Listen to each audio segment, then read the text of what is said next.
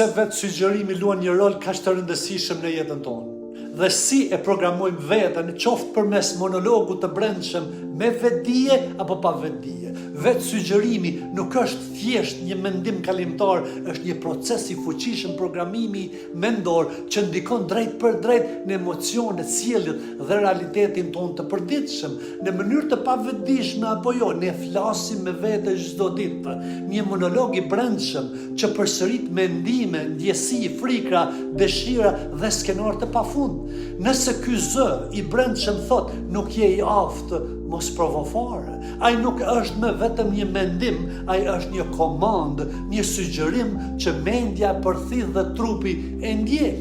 Por nëse ai thot ti mund ta bësh, edhe nëse dështon, po sfidon frikën, atëherë ke ndezur motorin e një vetë sugjerimi fuqizues që të shtyn drejt veprimit, përmirësimit dhe guximit. Kështu programojmë veten çdo ditë, jo me fjalë magjike, por me fjalë të zakonshme që përsëriten mjaftueshëm për të bërë bindje. E truri, ky robot i bindur nuk dallon të vërtetën nga gënjeshtra. Ai thjesht ndjek kodin që i servirim.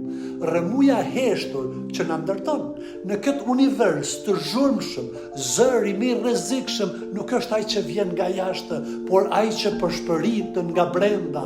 Shpesh ky zë nuk është as i yni, është një zë i mbjellur nga prindrit, nga shoqëria, nga dështimet, traumat dhe standardet që si zgjodhem kurrë vetë.